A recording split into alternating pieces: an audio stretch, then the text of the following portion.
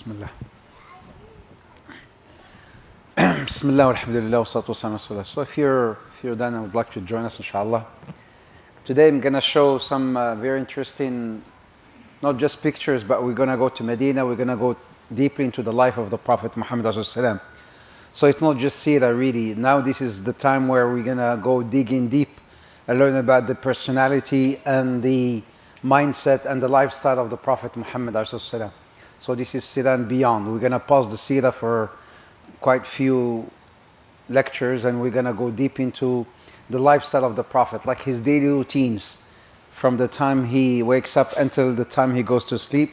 Since now we have moved from Mecca to Medina, so we're going to go and live through the Medini era of the Prophet ﷺ. But then we're going to go, in fact, into his, what does he do at home? And then when he is not home, what is he doing? When he goes to the markets, when he goes to the masjids, his lifestyle, his diet plan. What does he eat for breakfast and when does he eat breakfast? How about his lunch or dinner? What are his favorite foods, some of his favorite foods? What are the things that he did not like eating, alayhi salatu wassalam? On special, during specific times, he would do something called cupping. What is cupping? Why would he do cupping? Why today a lot of clinics, even non-Muslims and sports and athletes and sportsmen are going through this process of cupping. What is cupping?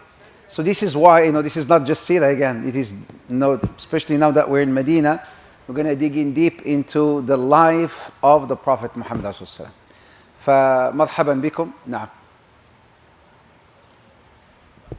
أيوة. جزاك الله خير. جزاك الله خير. Okay. طيب. بسم الله والحمد لله والصلاة والسلام على رسول الله. جزاك الله خير for reminding me. So a couple of weeks ago, when I gave a question about what is the very first thing he eats, alayhi salam, or he, in the morning when he wakes up, after he rubs his eyes. If you remember, the very first thing he does when he wakes up, he rubs his eyes, and then he does the miswak, the dua. But then before going to the masjid, he eats something or he drinks something. What does he do, alayhi salam? He's been given a gift, a cup from glass, because normally he uses the cup from clay, alayhi salam. But this particular glass, he uses it for this particular drink every morning. And subhanAllah, even scientifically proven, if you were to do so, your immune system will give it that very strong boost. He brings in water, alayhi salam, and then in the evening before, so in the evening he puts in this, this water, and then he puts a teaspoon of honey, and then he mixes it up, stirs it until the water now becomes as if you're drinking a cup of honey, not water. Because like you have tea, for instance. So we have tea bags. So you bring in water and then you put tea bags into the water. The water turns into tea. It's actually water, but when you put your tea bag into the water, it becomes tea. Likewise, same thing with honey. So when he puts this teaspoon of honey into the water and then he stirs it, until it becomes, the honey dissolves into the water, and then in the morning, that's the very first thing he would eat or drink, ala riq, which means on an empty stomach. And then he will go to the masjid and he will pray, and then so you leave that water, that honey, doing its work in your system, subhanallah. So what does the honey do to the body? Ajib. I don't know if there's any doctors here. Mafish? There's no khans, no chaudhris? Mafi khan? All the khans are doctors, no? The honey sends a message to all the organs, as if like there is a cup of honey being sent into the system. The honey sends a message to the liver, to the kidneys, to the brain, to everything. There is a glass of honey coming, not water, honey coming. That day, you'll boost your immune system will be boosted so much so that And we're talking about honey, we're not talking about sugar. It's not like fructose, which is sugar, glucose. This is the same type of sugar that you can find in dates. This is why the Prophet Muhammad would like to break his fast with dates versus anything else. Why? Because the sugar that is contained in dates is different than the sugar that that is contained even in fruits. So this is why sugar is ايش اسمه هذا؟ dates are healthier than any other fruit. And likewise, the honey that the Prophet Muhammad used to start his day with will give him that nutrition he would need for the entire day. Sallallahu Alaihi Wasallam. So that's something that he used to do every morning. We'll go deeply into that as well, inshallah ta'ala, once we go to, now that we have migrated to Medina. So last week, we talked about the migration to Medina. طيب. أيوة. This thing. Okay.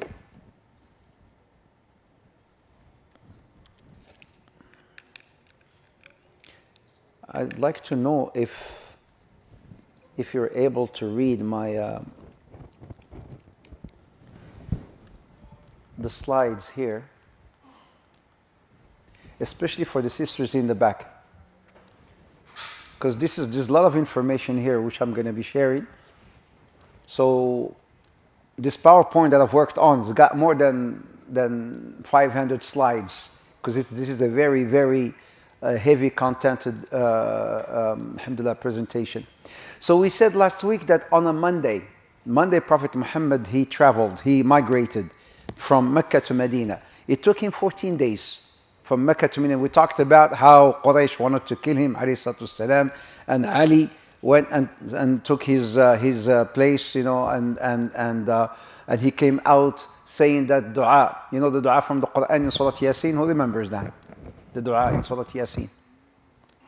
وجعلنا من بين أيديهم سدا ومن خلفهم سدا فأغشيناهم فهم لا يبصرون. And then he came out, alayhi salatu wasalam, accompanied by his best friend Abu Bakr radiallahu anhu ardah. They were all together traveling, Abu Bakr with his 2 camels, and then having the guide. In fact, Prophet Muhammad alayhi salatu wasalam, a lot of people don't know that. Prophet Muhammad, he hired a non-Muslim guide. Remember last week when I showed you the route he took, alayhi salatu wasalam, right? He hired a non-Muslim guide to take him out from Mecca to Medina. Was that halal? Yeah, whatever it is. Prophet Muhammad, he hired the best in that job, in that particular task, regardless of the faith. You're the best in this job, that's who I'm going to hire, and so on. So the Prophet Muhammad looked for that best who would know the whereabouts of coming out from Mecca, and then he hired a non-Muslim guy to guide him out. And then Abu Bakr also had a shepherd that was facing, the footsteps, the steps of the camels, right? So they took all the means. They tried to take all the means, and we talked last week about how come the Prophet Muhammad did not use al-buraq, for instance. He did not use al-buraq to travel from Mecca to Medina. So this is the concept of tawakkul ala Allah. هذا الconcept of tawakkul ala Allah. This is what it means to put your trust in Allah. To put your trust in Allah is not just to sit and wait and making dua to Allah Azza wa Jal. Putting your trust in Allah, or what we say tawakkul, is when you use the means. ولكن you don't put your trust in the means. You put your trust in Allah, the Lord of the means, subhanahu wa ta'ala. The example, when you get sick, you go to a doctor for sure, but don't think that the doctor will give you shifa. The one who gives shifa is Allah subhanahu wa ta'ala. So they, on the 12th of Rabi' al-Awwal, the Prophet Muhammad alayhi salam traveled, and they reached he reached the outskirts of Medina. He did not go to Medina yet. He reached the outskirts of Medina. He reached and he established Masjid Quba. If you remember, we talked about this also last week. Masjid Quba. He stayed here in this tribe called Banu Auf, Diyar Banu Amr ibn Auf. So he stayed there Monday. So when he left Mecca in Monday, he reached this area on Monday as well. So on Monday, he stayed there Monday, Tuesday, Wednesday, and Thursday. And then he left on Friday. You've been to Medina. Some of you have been to Medina, right? Did you, when you did Mazarat, you know what Mazarat, right? You traveled to Mazarat. You must have passed by the Masjid al-Jum'ah.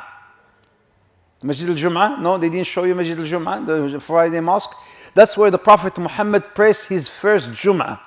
So he left from here, from Quba, or you have it as well, you know, all the way up. And then he stayed there Monday, Tuesday, Wednesday, Thursday, 4 days. And then on Friday he left and he prayed. Huh? The green. The green from here, Quba. Yeah, so it's not from the bottom. The Masjid Nabawi is that one there. I cannot use this on this screen, right? It doesn't work on the screen. But it's Masjid al-Rasul.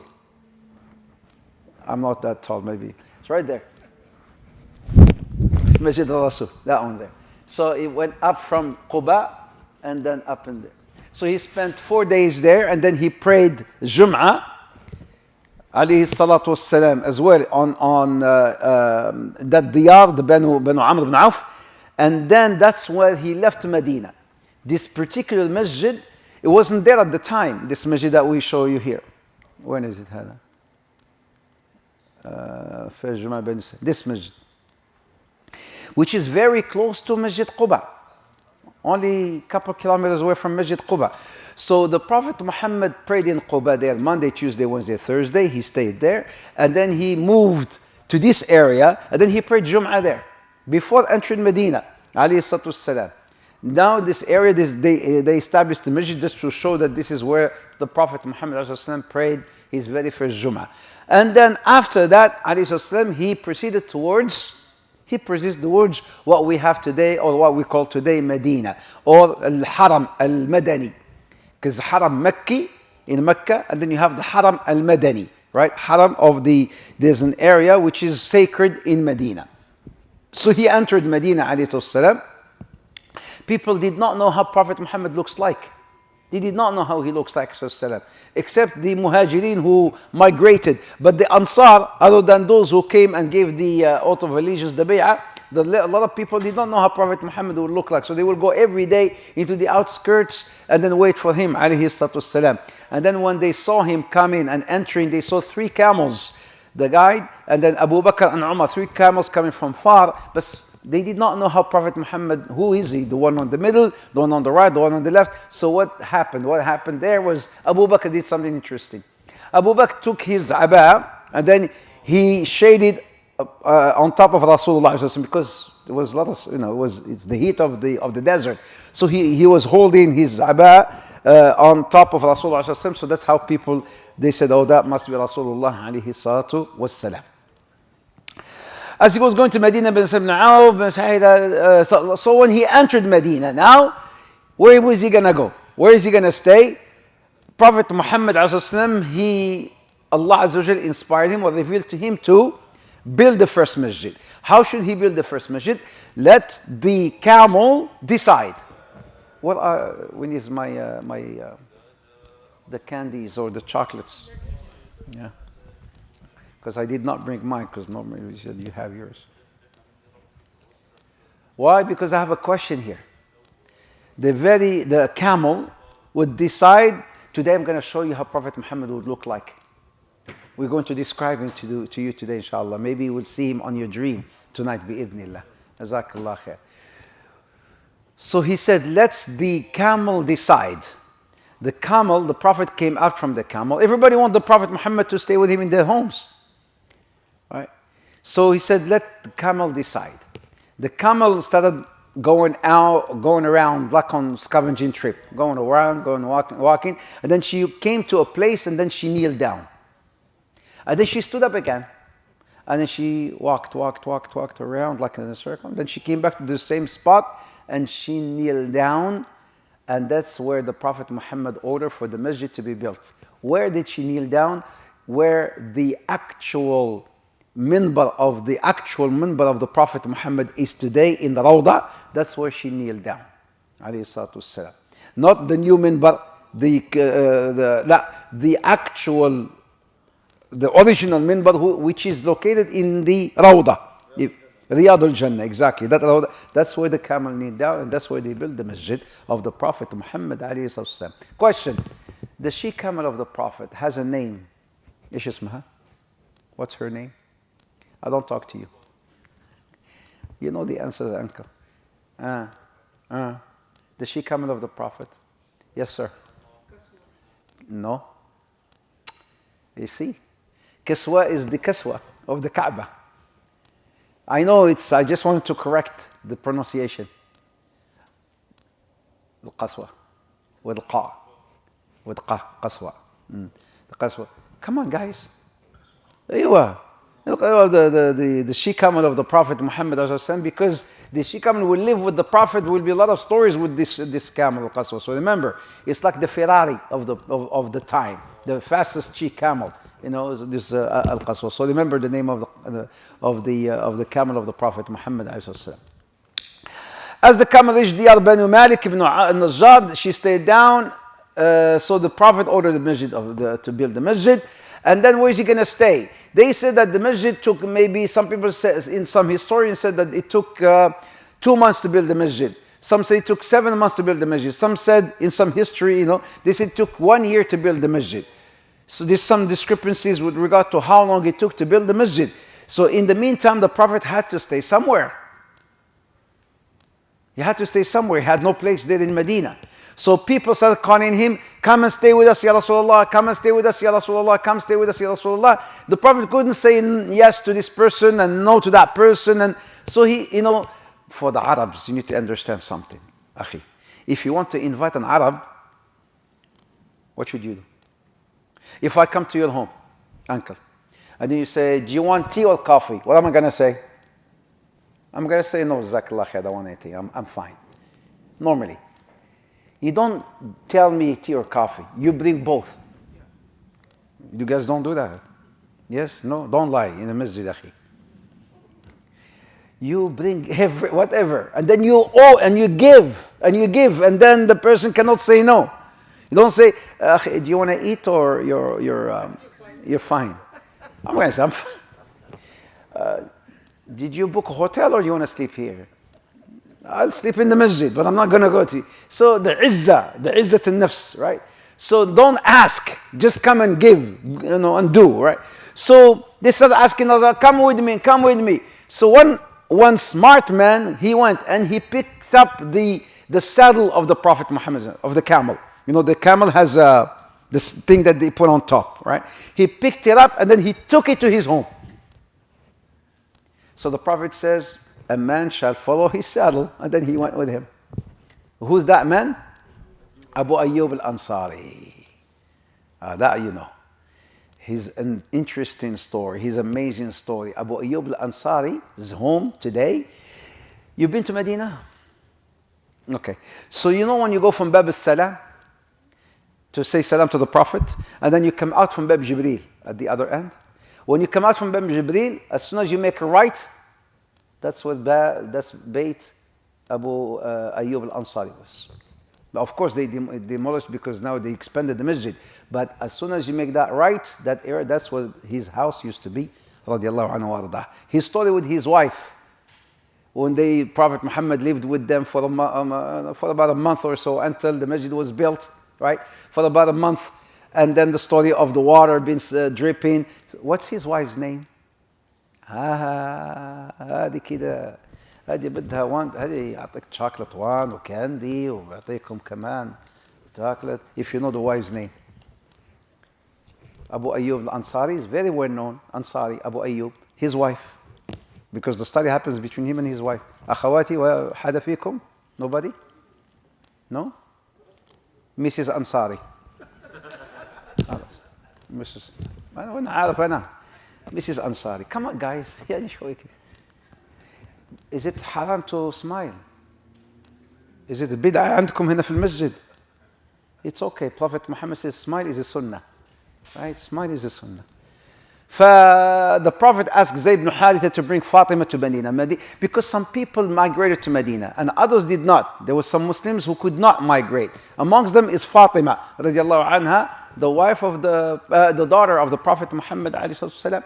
So Zayd ibn Haritha, he went back to Mecca to bring Fatima, and Abu Bakr's family as well also migrated to Medina. So these are some of the people who migrated after the migration of the Prophet Muhammad alayhi salatu wasalam. Safiya bint Huyay ibn Akhtab tells her story. Safiya, who is she? من هي صفية؟ صفية. Come on. Come on. Who's Safiya? Wallahi, into the wife of the Prophet, man. Come on. The wife of the Prophet. Safiya bint Huyay ibn Akhtab. Her father used to be the elite of Quraysh. لا مو قريش, of the Yahud, of the Jews, of the Yahud. نعم. So with her story was, she was a kid. This is an answer to those who say, Prophet married a girl. In the Jewish culture also, they used to have this. Girls used to get married very, very young. Safiya ibn Akhtab was one. She was a kid. So she heard the story between her father and her uncle talking. And she was a kid. She wasn't married to the Prophet at the time. And then she heard her father talking to his brother, Ahu? Is that him? Did you see him? He says, yes, I saw him. Ahu? Is that him? Because the Jews, they knew it's the time of the Prophet, but they were thinking that this Prophet will come from their progeny, from Banu Israel. It came out that this Prophet came from the progeny of Ismail versus Ishaq. So they wanted to believe, but they couldn't believe. They said, no, he is a man, this Prophet coming from our progeny. But it turned out to be that this Prophet was an Arab. That's why they took it so much into their heart. La, we're not going to believe in him. So that's why Huyay told his brother, what did you decide to do? Did you decide to believe? Is that him? He said, yes, it's him. It's him. It's the description that we have in our books. So what did you decide to do? To believe in him? He says, la, I will hate him until the end of time. I will never side with him. And Safiya, she heard that conversation which she told her the Prophet Muhammad ﷺ many years later when she got married to him.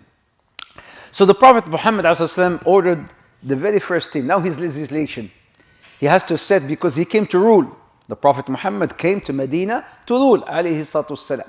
To rule not just Medina, to rule Medina and the country and onward. He started setting rules, alayhi salatu wasalam, and legislations. The very first thing he did, alayhi salatu wasalam, was he ordered the mu'akha bayna al-muhajirin wal-ansar. You know the very first speech of the Prophet, his very first speech, very beautiful, very short speech, straightforward. أيها الناس أفشوا السلام وأطعموا الطعام وصلوا بالليل والناس نيام تدخلوا الجنة بسلام. But first he did this. You have these elections happening and these candidates coming and politicians, and everybody wants you to vote for them. What have you done for me? What have you done for our community? What have you done for Islam, for Islamophobia, for Gaza? What have you done for our schools? Teaching our kids that it is okay to be this and that. No, what have you done? What have you done about crimes that are happening today in Mississauga, in Oakville, in Milton, in all over the GTA? So these are some of the questions. So people need to feel safe and secure. That's what the Prophet did first. He called for brotherhood between al-Muhajirin and al-Ansar. He united the hearts.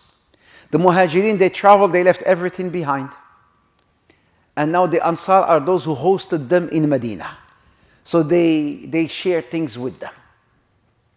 There's a lot of stories about this, like Abdurrahman ibn Auf.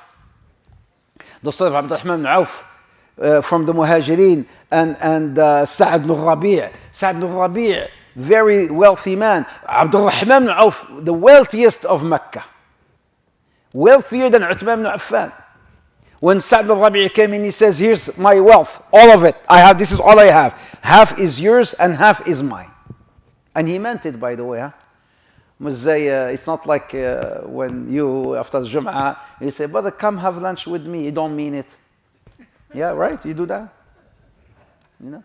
The Arabs, they have it in their culture, you know, subhanallah. تفضل معنا. أنا بروح معك next time you tell me تفضل معنا. He said, come have. Did you mean it, أخي? And then you will say yes. He says, okay, let me call my wife and tell her. Don't say things that you don't mean. But these people, they meant it. When he brought the food, the money, he says, half of it is yours. خذوا from the heart, they meant it. But the other one had عزة القلب, عزة النفس, عفوا, عزة النفس. He had the honor. He says, لا لا لا, جزاك الله خير, بارك الله لك في أهلك ومالك, دلني على السوق. Just show me where the market is. May Allah bless you, your wealth and your family. Right? This is the type of brotherhood that we need today, brothers and sisters. يا أيها الذين آمنوا يا أيها الناس اتقوا ربكم الذي خلقكم من نفس واحدة وخلق منها زوجها وبث منهما رجالا كثيرا ونساء واتقوا الله الذي تساءلون به والأرحام إن الله كان عليكم رقيبا. Allah Azza wa Jal had created from nations and different colors so that we know one another.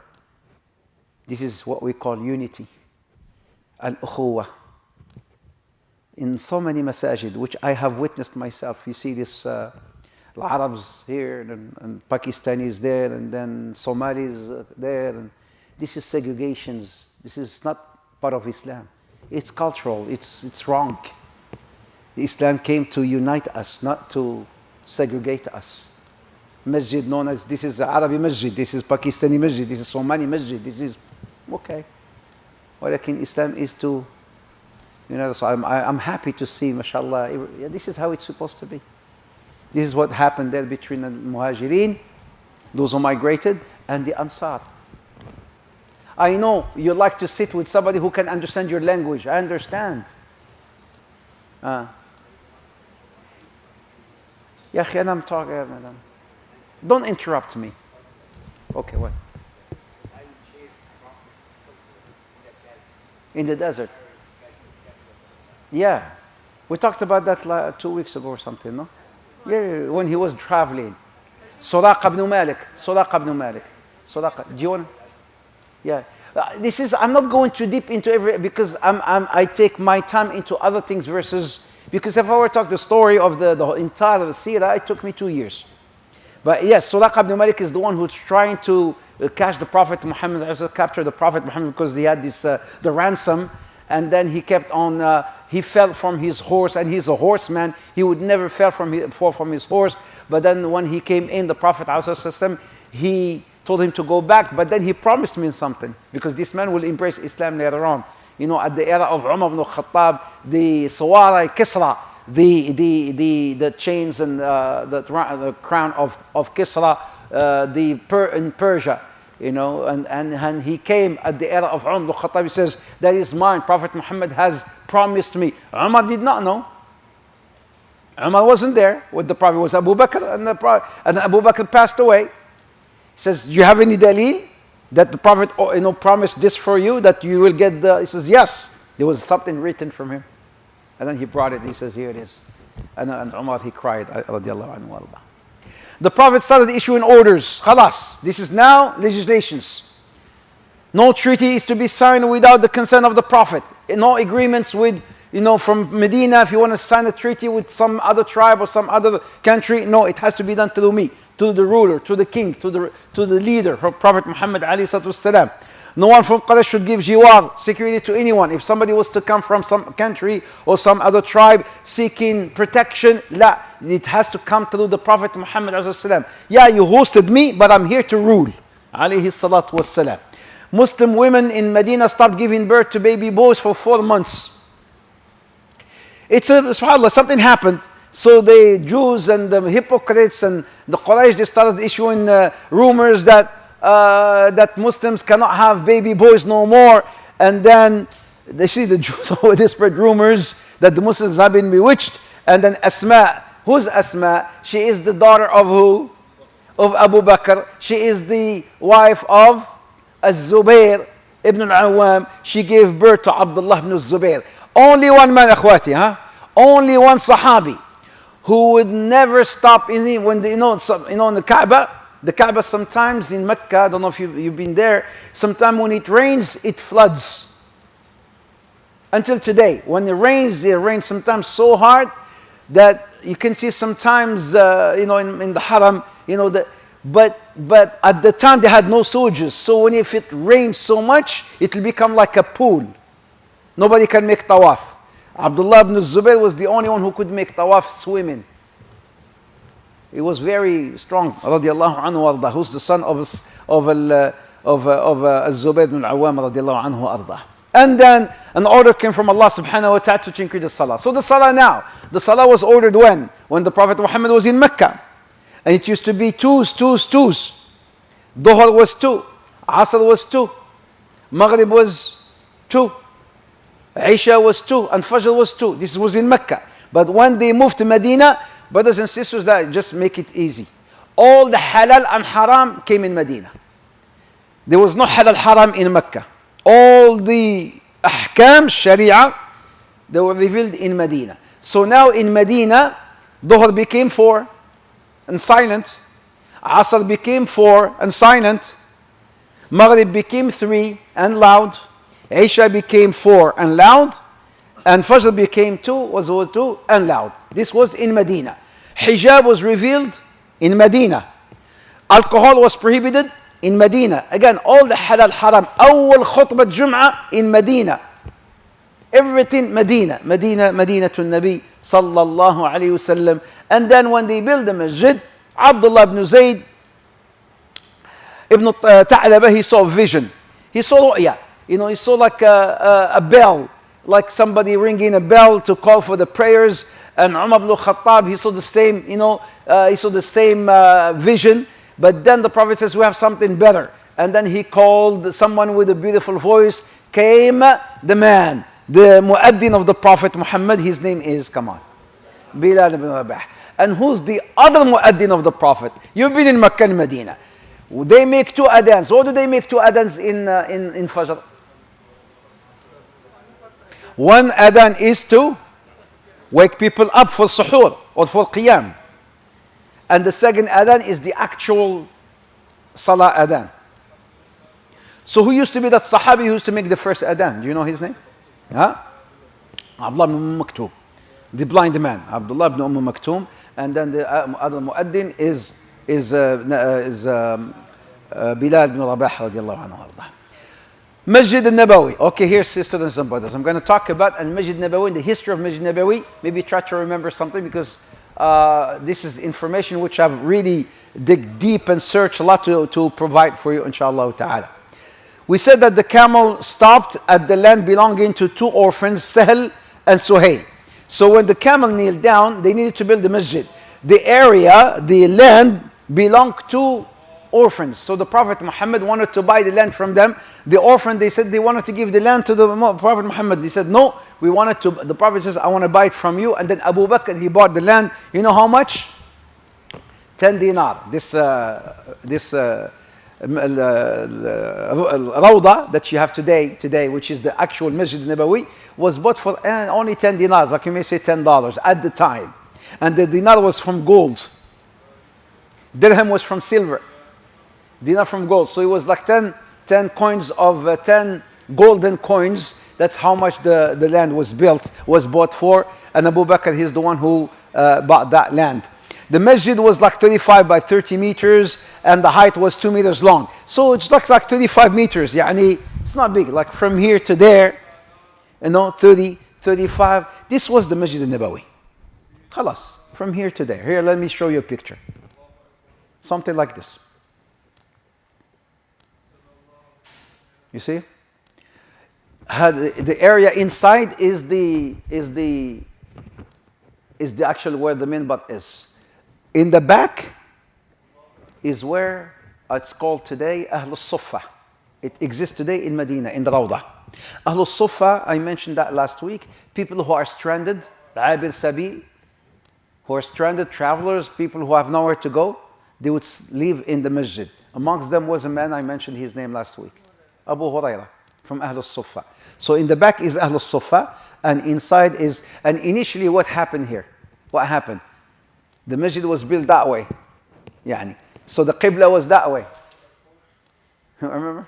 And then the second year of Dhul Hijrah, the second of Rajab, the month of Rajab, the second year of Dhul Hijrah, when the Qibla was changed, then they switched the masjid. La, they closed that door and they opened the door for, aywa. La, the Qibla was there. So they closed the door from here and they opened the door from there. So this became the Qibla. And then Ahl al-Sufa, they moved them to the back. So they just stuck the switch because of the Qibla change. This is Riyadh. The Riyadh al-Jannah is the whole masjid, which is today Riyadh al-Jannah. That was the masjid of the Prophet. And it just got expanded and expanded. But the actual initial of the masjid is the Riyadh al-Jannah, that you call today Riyadh al-Jannah, the Rawdah. That's Riyadh al-Jannah, as at the time of the Prophet Muhammad. So when you go there, the Rawdah is on your left. This is the initial. Here. Doesn't look like it's that big. Huh? Doesn't look like that big. Here. I made the picture. See, on the back, the very first house, because this is the initial one. There was only one house, the house of Aisha radiallahu anha, which is that way. You see? That way is the house of Aisha, and another house was built of Sauda, two wives of the Prophet Muhammad, the very first two wives. Right? So they built them, and then, because eventually what will happen, all the side here, so the Prophet will pray, let's say that way, and then he will, Salamu alaykum, Salamu alaykum, and then he will turn, and then on his right will be the house of Aisha radiallahu anha, which is that house right there. So this is roughly how the Rawdah would look like. I won't say like exactly as is, but as a roughly picture of how the house or how the masjid would look like of the Prophet Muhammad alayhi salatu wassalam. And when the Prophet Muhammad used to, there was no minbar, and the women, as the masjid was getting expanded and expanded, women were in the back, they could not see the masjid, the Prophet Muhammad talking, like the sisters here, right? Now they're talking, and then Prophet Muhammad is just standing, and then the sisters in the back. And it's a must for the women to look at the Imam when he's praying, by the way. To just like not to look, but they can see from far the Imam, so they can follow the Imam. If the Imam makes sujood, sometimes sujood al-tilawa, and then they don't know, they just go on ruku'. So this is why it's very important for those who are in the back to be able to spot the Imam, to see what the Imam is doing, maybe through screens, if the masjid is big, or if they're on the top so they can see what's happening. Right? And the time of the Rasulullah, there was no barrier. Today is the barrier, yes, because of, the barrier was introduced in the era of Umar ibn Khattab. When fitna started happening and he saw that men were getting so close to women, so he put a barrier, a partition between men and women. But it wasn't at the time of Rasulullah. Right? I'm not saying that this is wrong. It is actually, this is what was introduced in the era of Umar. But they have to look at and see what the Imam is doing. So one companion, woman, she says, Ya Rasulullah, why don't we build you a minbar? There was not an idea of a man, it was an idea of a woman. And then there was this tree that the Prophet used to lean on whenever he used to give a speech. And then they had to trim out that tree to build the minbar of the Prophet Muhammad. And then all of a sudden the Sahaba, they heard a weeping, not just crying, somebody weeping like really tearing. And then the Prophet came up and then he went and he hugged the tree. The tree started crying because it was going to be chopped off. And then the Prophet told her, do you want to be with me in Jannah? And then she stopped crying. Imagine a tree stopped crying or a tree crying. One of the miracles of the Prophet Muhammad alayhi salatu wassalam. Tamim al-Dari, he brought, the masjid was dark. It's like, mashallah, today all these electricity and the heater and the AC, carpet. Masjid was a masjid, as I showed you, there was no light. The very first person who introduced this system, this lighting system, his name is Tamim al-Dari. Tamim al-Dari. So he introduced this lanterns to light the masjid. This will happen in the night of the Hijrah. And then in the era of the Umar ibn Khattab, the masjid was extended by 70, by 54. So the masjid keeps on growing and growing and growing. Bab al-Salam that you see today, it was established at the era of Umar ibn Khattab. He's the one who established Bab al-Salam. And Bab Jibril from the west. So the masjid keeps on growing. I'm just telling you quickly the masjid. Okay, here's something that you have that very interesting here today. You see this pillar that you see there, these pillars, 6 pillars. 6. We call them in Arabic اسطوانات. اسطوانات. These are the trees that were holding the masjid. The trunks of the trees that were holding the ceiling. Where? All the way back. هذا. You see those trees? There were trees there. الصفة in the back, the Qibla in the front, Prophet's peace be upon him right here. This is the house. So those trees, those are trunks holding the, right? You're counting, huh? Okay. Here, I'll tell you about the names of these, because each Ustuana has a history. نعم. Al-Wufud are the confederates. What is the confederates? Anytime any wafd, delegation was to come, the Prophet Muhammad will meet them by that tree. This is it's called the tree of Al-Wufud. It's written now on top. It's written in each tree or each Ustuana is written the name of it. Al-Haras, Ali ibn Abi Talib used to be the bodyguard of the Prophet Muhammad, along with Zubayr, I believe. So they used to go and stand by that tree and just guard the Prophet Muhammad ﷺ. Until one ayah was revealed. Yallah, I want to give candy today. I want to give chocolate today. Answer the question. Until one ayah was revealed, and then the Prophet told them, I don't need you to guard me no more. إيش الآية? Wallahu, and I gave you the beginning. Wallahu, Shaykhuna. Wallahu ya'simuka. I keep my candy. Wallahu ya'simuka minan nas. And Allah will protect you from people. You don't need no harm. That's it. You don't need no one. Allah ya'simuk. Allah will protect you. So Prophet Muhammad told Ali, you don't need to be there no more. So it's called Al-Haras. As-Sarir, the bed. When the Prophet Muhammad in Ramadan, during his i'tikaf, he would go and sleep by that ustuana. So they called it As-Sarir. Tahajjud, a very well-known, ustuana. Prophet Muhammad, whenever he used to do Qiyam al-Layl at the masjid, he would do it by that ustuana, by that pillar. At-Tawbah, the very well-known story of that Sahabi who revealed the secret of the Prophet Muhammad ﷺ. So he went and he tied himself around that pillar. So it's called the pillar of At-Tawbah. And the very well-known one, why it's called Aisha? Yallah, come, somebody tell me. Somebody give me an answer. Why it is called the pillar of Aisha? It has another name. But why it is called Aisha? Why people in Medina, those who know, as soon as they enter the Rawda, they go running to pray there. Why Aisha? Yalla, hada fikum. Shaitan. لا, that was not it. No. ما في حدا. MNN. يا MNN. يا أيها الأمننيون. ما لكم لا تسمعون. أيها الأمننيون.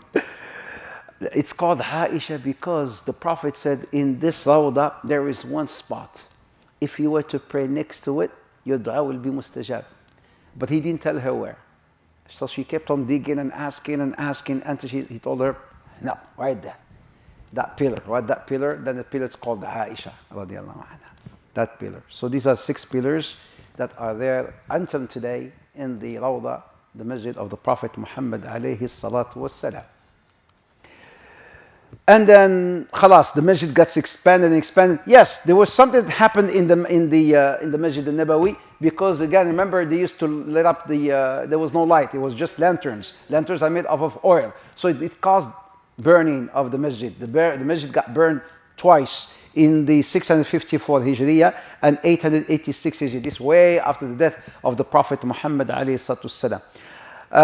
In 1892 Hijriya, the Qubba, you know, the green dome, was rebuilt because again of when it was burnt, when the masjid was burnt, it affected the Qubba, so they rebuilt it in 892. And the green dome was initially built by Qutubay from the Mamalik, which is the areas in Egypt. They used to rule Egypt at the time.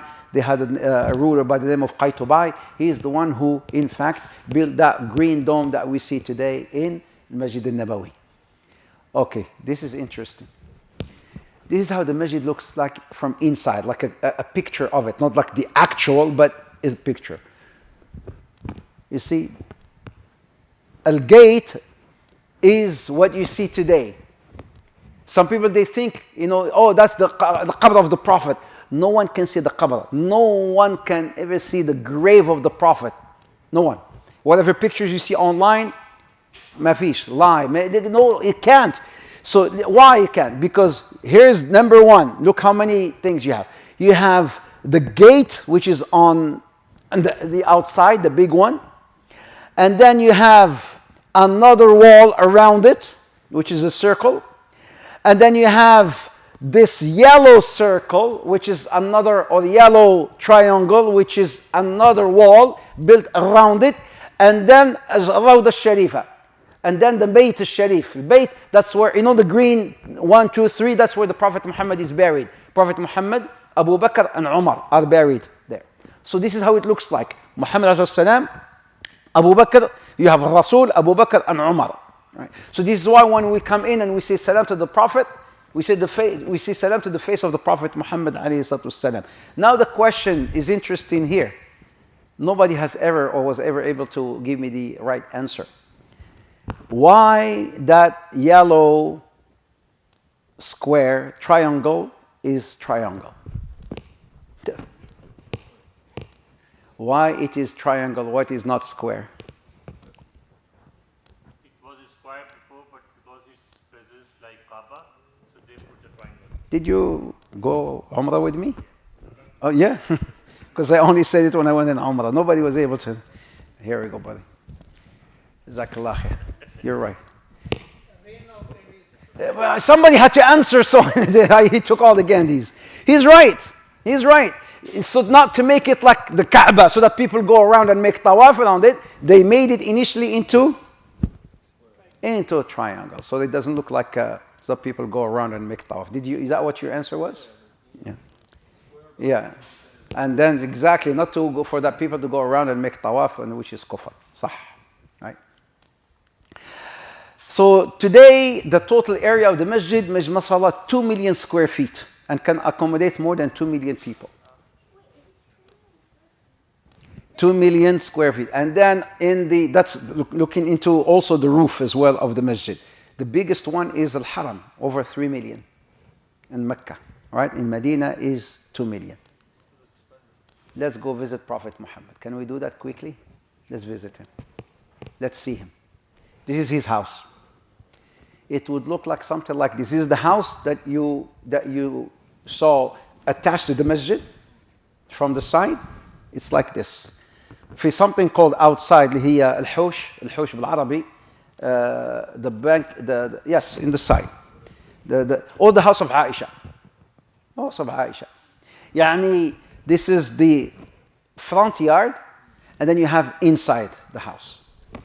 So sometimes when Jibril would come and Prophet Muhammad is sleeping, Jibril would not go inside. He would talk to him from outside. He would call him from outside.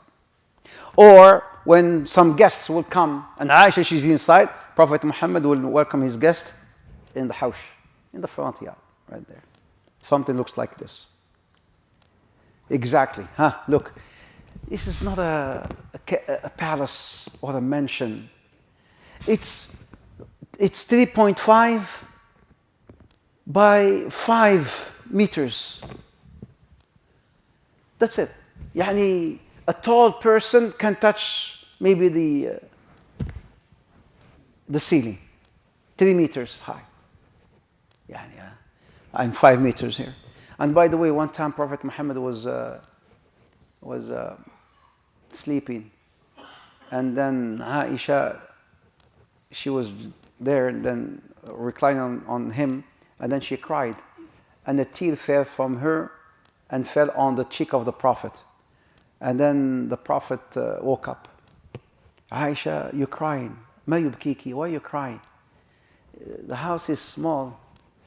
My friends, they have huge houses. So they have, our house don't have even, sometimes we go out of food for 3 months. We only eat al-aswadan, the 2 dark ones. What are the 2 dark ones? Dates and water. No fire would be lit up in the house of the Prophet for months. No hot food, nothing. But he's a Prophet. He could have had anything he wanted, alayhi salam. She could have complained about this. She could have complained about, I am the wife of a Prophet. Can't we have a better, little larger place and with some carpets at least? Because he didn't have no bedding. His bedding was something like a leaf from like a skin of an animal, and then he would put it, and then a pillow also from the skin of an animal, and then he filled it with palm leaves. That's all he had, and a cup, and a water holder. That's the Prophet had. So she was crying. So she thought that, and she had all the right to complain. You're not happy about this life. What is it that you want? Why are you crying? She says, Ya Rasulullah, I thought about the hereafter. Would people think about their families on the hereafter? Would they care about them? That's what she was caring about. Not about her home. She didn't care. It's a home. It's a ceiling. It's a shelter. But I'm the wife of a prophet. I'm a wife of a prophet. I'm Ummul Mu'mineen. I'm the mother of all the believers. All the Sahabis, all the men. They call her Ummi, Ya Ummah, Ya Ummah. She's the mother of all. Radiallahu anha wa radiah. She cried because she's thinking of the hereafter. They used to live right there. But brothers and sisters, look, this is maybe the smallest house, but the happiest house ever. The happiest house. The safest house. The most peaceful house. They used to get into arguments sometimes. But quickly, the Prophet Muhammad knew how to resolve it quickly. They would not go to sleep unhappy. A lot of things happen in this house. Ajib, very serene house. Sallallahu alayhi wa sallam. Allahumma salli wa sallam ala nabina Muhammad. Allahumma salli wa sallam ala Muhammad. Something like this again. Right? The Prophet house, the masjid, and later on they will build houses next to all the wives of the Prophet, including Fatima's daughter of the Prophet. They will build the houses, adjacent to the masjid or attached to the masjid. More beautiful than the moon. What time is Isha? 45. 5 minutes. 5 minutes. 2 minutes. 5 minutes. Just describe the Prophet Muhammad. Just describe him. So you can see him, inshallah ta'ala. More beautiful than the moon. I did this the very first session. The very, very first session we started the seerah, we talked about this. So quickly, inshallah ta'ala. Starting from his head, ila rijlih, all the way to the feet. We're going to describe him. How his head looked like, his hands, his face, everything. His head moderately large. يعني ما هو big head, not small, not kida, not moderate head, sallallahu alayhi wa sallam. أظهر اللون. إيش أظهر اللون? أظهر اللون, he wasn't white, nor dark. Reddish complexion. ايش اقول لك reddish complexion? No, you. Not me. He's not black, nor Pakistani, nor Indian, nor Bangladeshi, nor يعني Arab, but not the skin of a reddish, right? It's not, although it's the sun, right? Mecca is very, very hot, so people get to be dark. But Prophet Muhammad with reddish complexion, sallallahu alayhi wasallam. His face was round. You see some people's face his face was round and brighter than the moon. You know what that means? Anas radiallahu anhu says one day when the Prophet Muhammad was coming in Medina, and it was on a full moon day. Full moon, so he kept looking at the full moon from one side, and the Prophet is coming from this side. And then the full moon on here. So Anas says, I'm looking at the moon, and on here I'm looking at the Prophet coming. And I'm here looking at the moon, I'm here looking at the Prophet coming. He says, Wallahi, the face of the Prophet is more beautiful than the moon. Face of the... brighter than the moon. More beautiful than the moon. When he gets angry, a vein shows on his forehead. Especially when he gives khutbah, Jum'ah. كأنه منذر جيش, as if he's warning an army. Some people says, why do you people scream? Why Khatib scream in Jum'ah? Ya akhi, this is the Prophet Muhammad. He used to, when he gives, warning an army. Warning an army. So he gets angry sometimes, a vein will pop up from here. Alayhi salatu wassalam. He has eyelashes, big eyelashes. The sisters, mascara, whatever. This little kharabit, whatever they put, Astaghfirullah. They're big, right? Eyelashes. Rasulullah had kida, from Allah Azza wa Jal, big, beautiful eyelashes. Very beautiful. It's not made up, it's beautiful. Black eyes. Black eyes. He has, Hul Ain, what's called Hul Ain. Hul Ain, the Huris. Because their eyes are round and big, and the black thing is dark, and the white is dark. That's why it's called Huri. Prophet Muhammad had also round, the Arabs, they make shi'r, poetry about eyes of his wife and eyes of his to-be wife and whatnot. They always make poems about al-ain. Because the beauty of the Arab first is they look at the eyes. Right? SubhanAllah. Okay, Prophet Muhammad had beautiful round eyes, and his eyes are anointed with kuhl. You know kuhl? What's kuhl? In Urdu? Surma. Aywa. هذا السرمة. بالعربي it's called kuhl. In English it's called, you guys don't know, our sisters. ايش الكحل؟ خاصمين ما بيتكلمون لكم. النساء عندكم حرام. ايش الكحل بالانجليش؟ You don't know? Okay. The Prophet Muhammad, his eyes, they are orange, like they anointed with kuhl, but they don't smell kuhl, right? You put the kuhl to make the eye beautiful. Prophet Muhammad, originally his eyes are like he's putting kuhl, but without kuhl. Sallallahu alayhi wasallam. You see? Alayhi salatu wasallam. Quickly. His eyebrows, when you look at them, you think they are attached, but they're not attached. Arc brown. There's some people who make, subhanAllah, they shave, they design them. La. Prophet Muhammad, arc-shaped eyebrows. Alayhi salatu wasalam. Beautiful. Beautiful. And it's not like attached, but they're, alayhi salatu wasalam. There's more, but we want to make adhan, insha'Allah ta'ala. So we'll finish, inshallah, describing Rasulullah next week, bi'idnillah. And then from there on, we will spend the day from his morning until evening. This will be interesting. Morning. I always wondered, what does he do in the morning? And afternoon, Asr, Maghrib, Isha. I always wanted to know, what does he do? So inshallah ta'ala, if Allah gives us life, we shall meet you next week, inshallah ta'ala, and talk about the actual daily program of Prophet Muhammad. Barakallahu fikum, jazakumullah khair. Assalamu alaikum wa rahmatullahi ta'ala wa barakatuh. Wa iyyakum, barakallahu fikum, wa iyyakum. Help yourselves. حي الله حبيبنا. Are you planning to do any Umrah this year? أيوة. إن شاء الله. Which month? December. December.